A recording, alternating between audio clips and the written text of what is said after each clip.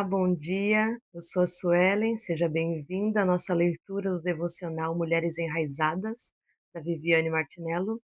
Estamos dando início à semana 5 do devocional, do qual o título é Nutrindo as Suas Raízes.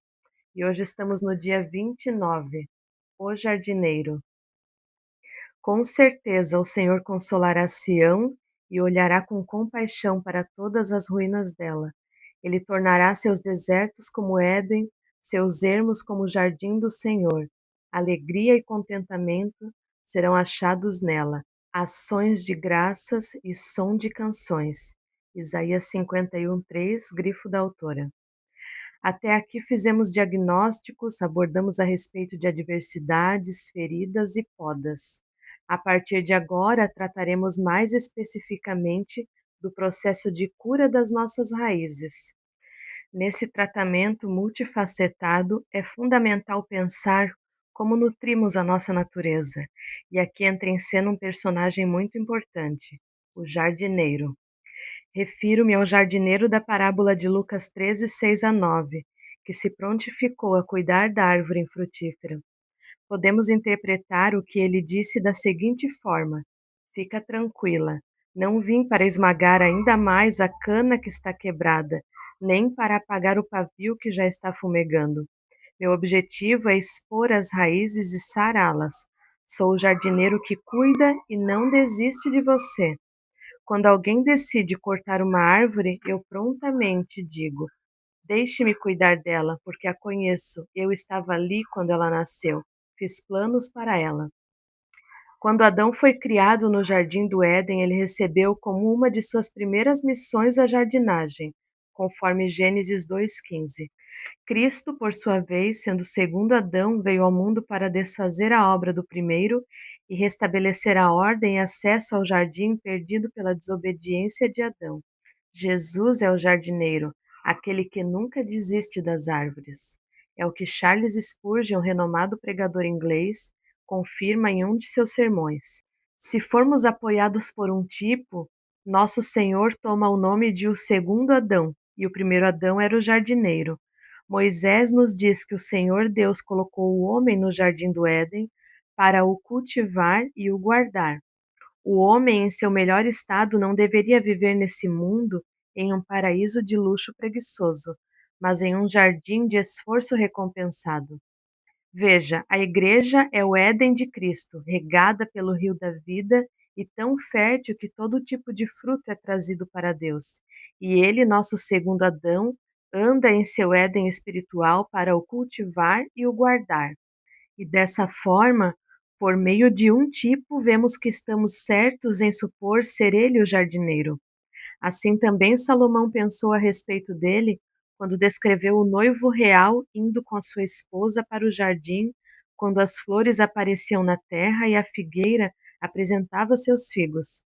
Ele foi com sua amada para o retiro dos jardins, dizendo: apanhai-me as raposinhas que devastam os vinhedos, porque as nossas vinhas estão em flor. Nem a natureza, nem a escritura, nem tipos, nem cânticos nos proíbem de pensar em nosso adorável Senhor Jesus como alguém que se importa com as flores e frutos de sua igreja. Jesus é o jardineiro de nossas almas, aquele que deseja investir em nós. E assim como o jardineiro da parábola fez uma proposta ao dono da vinha para não desistir da figueira, Cristo insiste em mim e em você, pois sabe que com o tratamento adequado voltaremos a frutificar. Agora mesmo, enquanto você lê esse livro, Jesus segura uma pá na mão e, como o jardineiro de Lucas 13 diz: não tenha medo, não vou expor as suas raízes a fim de envergonhá-la, não vou feri-la. Só estou aqui para curá-la, porque nunca desistirei de você. Sou seu amigo, seu jardineiro e seu intercessor, aquele que a ama desde que você não passava de uma semente. A parábola, como você deve ter percebido, termina sem um desfecho. Isso significa que não sabemos se a árvore foi cortada ou se finalmente produziu figos. No entanto, esse mistério parece ter sido intencional. Acredito que a proposta de Jesus é que cada uma de nós analise a própria vida e avalie as condições em que está plantada. A decisão está diante de nós hoje. Vamos produzir frutos ou continuar estéreis? O jardineiro chegou, está olhando para você agora. Não tenha medo.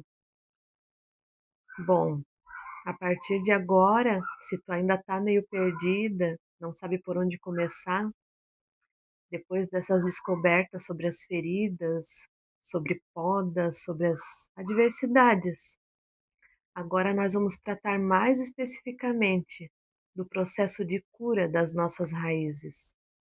E o devocional ali no início fala sobre o texto de Lucas 13, e eu quero ler esse trecho novamente, do versículo 6 ao 9.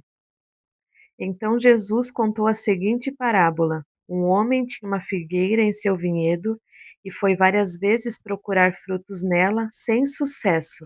Por fim, disse ao jardineiro: esperei 3 anos e não encontrei um figo sequer.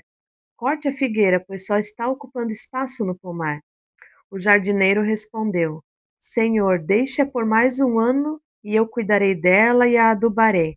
Se der figos no próximo ano, ótimo. Se não der, mande a cortá-la. E assim como aquele jardineiro tratou daquela árvore, o nosso jardineiro Jesus deseja cuidar de nós. Ele sonhou conosco, ele nos conhece desde que éramos apenas uma semente, e ele não vai desistir de nós.